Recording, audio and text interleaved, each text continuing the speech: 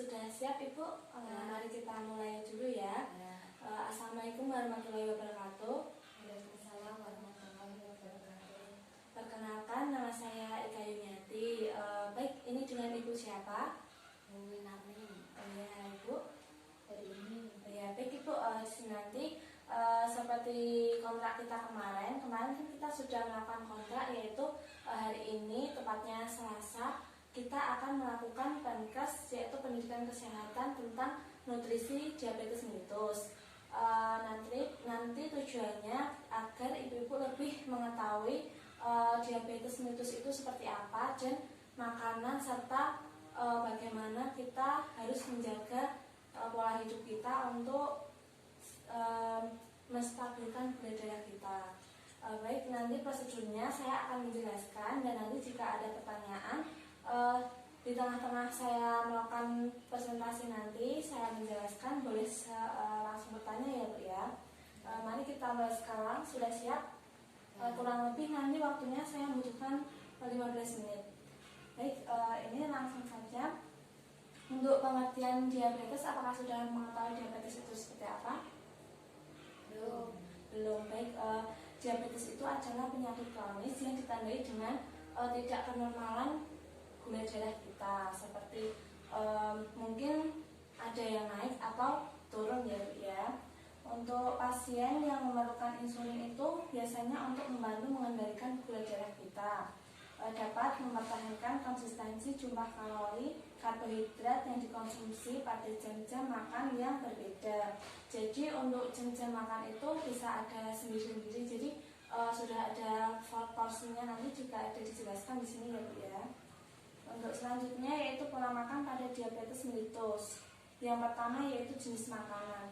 Untuk diabetes mellitus tersendiri itu ada takarannya sendiri-sendiri. Untuk komposisi energinya ada 60-70% dari karbohidrat dan 10-15% dari protein serta 20-25% dari lemak ya Bu ya. Untuk karbohidrat, lemak, protein itu biasanya kan kita sehari-hari makan dengan nasi. Ini dapat digantikan dengan kita mengonsumsi roti, mie, dan kentang. Serta protein dan mineral kita juga bisa mengonsumsi, yaitu dari kacang-kacangan, tempe, tahu, telur, ikan, ayam, daging, susu, dan keju. Untuk vitaminnya itu kita bisa diperoleh dari sayuran dan buah-buahan. Jadi makanan kita itu harus lengkap ya Bu ya, untuk mengendalikan atau mengontrol gula darah kita. Yang kedua yaitu jenis bahan makanan yang dianjurkan. Untuk karbohidrat tadi ada nasi, roti, mie, kentang, singkong, ubi, dan sagu. Dan untuk sumber protein rendah lemak itu ada ikan, ayam, tanpa kulit. Jadi kulit itu kan mengandung banyak lemak ya, ada lemak jahat dan ada lemak yang tidak jahat juga, ada yang bagus juga, tapi lebih baik untuk menghindari yaitu ayam tanpa kulitnya. Jadi untuk selanjutnya ada susu skim, tempe, tahu, dan kacang-kacangan. Untuk jumlah lemak itu jumlah lemak terbatas itu tadi ada dengan cara mengolah makanan yang dipanggang, dikukus, direbus, dan dibakar. Jadi tidak menggunakan minyak. Untuk menghindarinya kita tidak melakukan penggorengan. Seperti itu ya Bu ya. Untuk selanjutnya ada jenis bahan makanan yang tidak dianjurkan. Jadi bahan makanan ini tidak dianjurkan untuk dikonsumsi bagi penderita diabetes.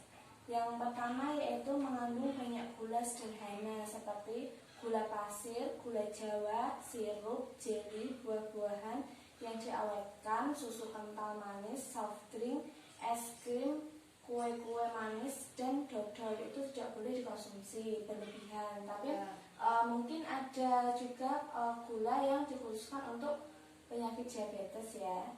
Dan yang untuk selanjutnya yaitu mengandung banyak lemak seperti cake, makanan siap saji, dan goreng-gorengan. Seperti itu lebih baik tidak dimakan. Dan yang selanjutnya mengandung banyak natrium, yaitu ikan asin, telur asin, dan makanan yang diawetkan. Dan untuk selanjutnya ini ada jadwal makanan porsi besar. Untuk makanan porsi besar itu ada makanan pagi, siang, dan sore. Untuk takarannya tersendiri itu makanan pagi itu 20%, siang 30%, sore 25%. Itu sudah disesuaikan dengan jumlah energi yang dibutuhkan untuk kita. Dan yang selanjutnya itu ada 2-3 kali porsi kecil untuk makanan salingan masing-masing 10-15%. Itu seperti kayak kita melakukan atau makan cemilan seperti itu. Jadi itu hanya 10-15% saja. Dan untuk selanjutnya ada tujuan diet diabetes. Yang pertama yaitu mempertahankan kadar glukosa dalam darah supaya mendekati normal dengan obat penurun glukosa oral dan aktivitas. Biasanya kalau yang kontrol rutin biasanya diberikan obat oral. Itu juga dapat untuk mengontrol kita gula darah kita seperti itu. Yang kedua, untuk mencapai dan mempertahankan kadar lipida serum normal. Lipida serum itu biasanya berkaitan dengan kardiovaskuler, peredaran darah kita. Biasanya itu kita melakukannya dengan cek kolesterol, gula darah, dan asam urat seperti itu. Yang ketiga, memberi cukup energi untuk mempertahankan mencapai BB yang normal. Jadi berat badan kita juga harus normal. Begitu. Selanjutnya, menghindari terjadinya komplikasi. Yang selanjutnya, meningkatkan derajat kesehatan yang dicapai dengan gizi optimal. Jadi gizi optimal itu sangat penting dalam mempertahankan kadar gula darah kita. Yang selanjutnya ada syarat diet diabetes. Yang pertama, energi cukup untuk mencapai dan mempertahankan berat badan normal. Jadi untuk melakukan diet ini kita harus mempunyai berat badan yang normal dan energi juga yang cukup seperti itu. Selanjutnya, kebutuhan protein normal 10-15 dari kebutuhan energi total. Dan yang ketiga, kebutuhan lemak sedang yaitu 20-25%. Yang selanjutnya, kebutuhan karbohidrat adalah sisa dari kebutuhan energi total yaitu 60-70. Tekanan darah normal, jadi jika mendapatkan mungkin darah tinggi atau darah rendah itu tidak dianjurkan untuk melakukan diabetes seperti itu. Yang selanjutnya, penggunaan gula alternatif dalam jumlah terbatas, cukup vitamin dan mineral. Mungkin cukup seperti itu yang bisa saya sampaikan. Mungkin ada pertanyaan dari ibu-ibu bagaimana? Apakah ada pertanyaan? Silahkan ditanyakan. Mungkin ada yang kurang jelas seperti saya menjelaskan tadi, makanan apa saja itu ditanyakan apalagi gitu. Silakan untuk bertanya. Kan tadi di situ disebutkan bahwa makanannya itu yang ada mie dan mie. Ya. Apakah untuk penderita diabetes itu makan mie itu baik atau buruk justru? Yaitu kan tadi bisa digunakan dalam mengganti karbohidrat. Jadi untuk makan mie itu kan biasanya ada mie dengan berbagai jenis ya. Terutama biasanya masyarakat itu mengonsumsi dengan mie instan. Lebih baik itu dikurangi. Tetapi itu di sisi lain jika bahannya itu tidak terlalu banyak bahan pengawet, kan pasti ada yang seperti mie jagung seperti itu boleh dikonsumsi. Tapi untuk selanjutnya itu lebih baik dikurangi seperti itu. Apakah ada yang ditanyakan lagi? Baik, seperti itu tadi. Nanti jika ada yang ditanyakan lagi boleh menghubungi saya ya.